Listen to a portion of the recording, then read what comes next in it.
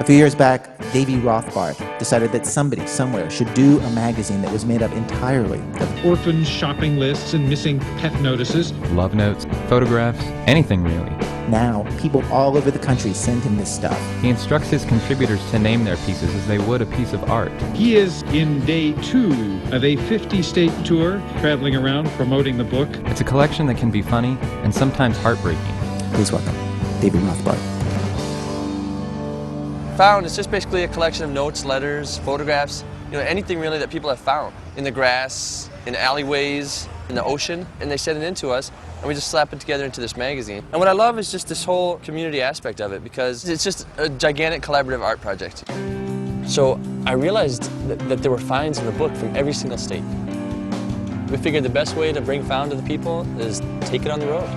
So my brother and I, we bought a van on eBay, and we set out for 8 months, 50 states. This is one of my favorites. It came from LA. It says, "Jesse, I did not take anything. I know there's no convincing you once you've made up your mind. And although I cannot offer you any other explanation as to what happened to it, that doesn't mean I did it. How could I have? You say your car was locked and Katie had the keys? Anyway, I don't need to take something of yours when I can get my own. It doesn't make sense. But here's a replacement, because I can't stand it when you think I've wronged you. Mom." I've been collecting this kind of stuff since grade school. It always amazed me how powerfully you could connect with someone just by reading this little half-page love note that you picked up blowing across the grass. Found notes and letters open up the entire range of human emotion. People reveal their true character when they think no one else is looking. They compose this collective hidden diary of our society. Dear Ron, the longer I think about what I'm doing, the sicker I feel. Ron, I'm sorry, but I don't think we should continue to have a relationship together, at least not as a couple. I love you, but things have not been the same since we found out that we were related.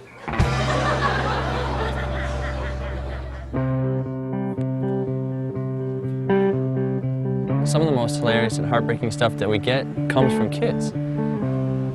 These found notes are snapshots into a time in their life that these kids may never forget. Sometimes it seems like it might be the first time in these kids' lives that they're really facing and expressing a certain emotion. Dear Mommy and Daddy, I know it's hard for you to stop. I don't want to be rude, but I really want you to stop. Please, for me, Mommy and Daddy, don't bring it in the house. It makes a greater chance of us getting kicked out of here. I do get scared. Please, Mommy and Daddy, I love you. I just don't like it when you do it. Love, Eliza. The economy of language, for in 82 words to get such a powerful sense of this poor girl and her situation, to me that's pretty amazing. Part of the joy and intrigue in finding something is the kind of imaginative process that ensues. This stuff, it haunts you. It's a riddle. It just leaves you wondering what happened, what's the rest of the story. So many of these notes revolve around love and relationships. They range from being really funny to really sad to the ones that have both.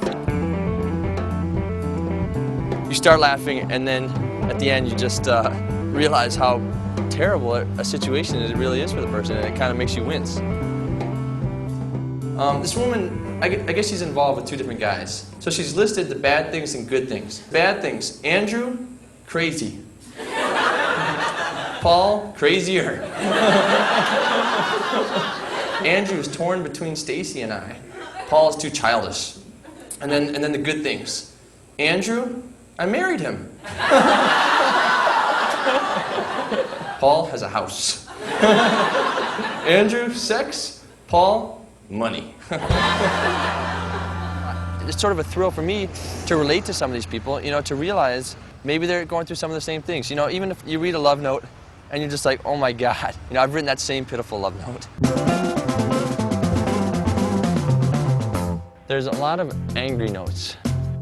These might represent notes that we've wanted to write, or we might have even deserved getting this kind of note.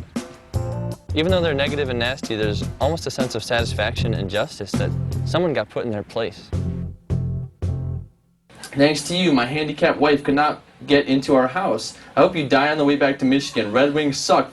You. I cannot remember anything about the content of a specific class any more than I can recall the most boring moments of my life. The educational value was so phenomenally low that my frustration grew into hatred for her. And then it became more widespread, affecting my family and friends and possibly people I have never met before, until I finally reached the point where I hated myself for being there. I really like the found to-do list. You know, people just list all these small, mundane things and then something grand or peculiar. It says to do. Email Corey, introduce him to lesbians, and continue to convince self that I'm not madly in love with him.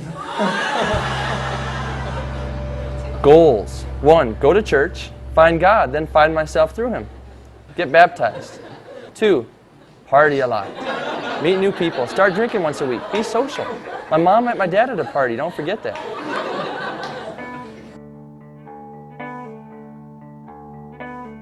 A lot of these objects are a testament to loss. We got lots of flyers and notices, you know, that they give you a direct insight into somebody's mind and heart, into a whole world of desire and delight and disappointment, anger and hope. I set it on top of the car when I put my baby daughter into her car seat. She had been cranky and fussy and crying since 6 a.m. until something finally tickled her fancy and she laughed her wonderful baby laugh. And I forgot about being broke. I forgot about my anxiety over being a new parent. I forgot about imminent war. I forgot my jacket. Some of these notes are just so funny. You know, there's these outrageous displays of comic brilliance. Even the style of writing, or the lack of basic grammar, is good for a laugh.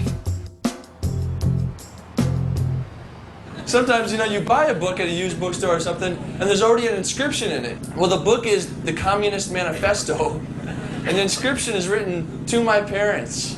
May you one day understand the seeds of discontent that motivate my very will to live and fight for the betterment of humankind. Love, John." This was found in Minneapolis. It's all typed out. He sat down to work out his monthly budget. You know, rent, $600. Cell phone, $50. Food, $500. Liquor, $600. Laundry, $30. Crack, $600. Attorney, $250. I love the found photos. Some of them are just flat out hilarious. And some of them are they just sort of have this understated beauty where someone who sort of inadvertently took this picture that's just amazing. There's things you can learn from these little fortunes you pick up. There's lucid reminders of the important things. You know, sometimes when you find this stuff, you wonder if you found it or if this stuff found you. I hope people do take something away from these found parties. I hope they leave feeling a little more open to the world around them. It could mean picking up pieces of paper that are blowing down the street, or, more significantly, it's a matter of opening yourself to the actual people, to actually let them into your life and to talk to them for a minute and encounter them and feel what they're feeling. These notes have helped me to do that, and it's made my daily life richer.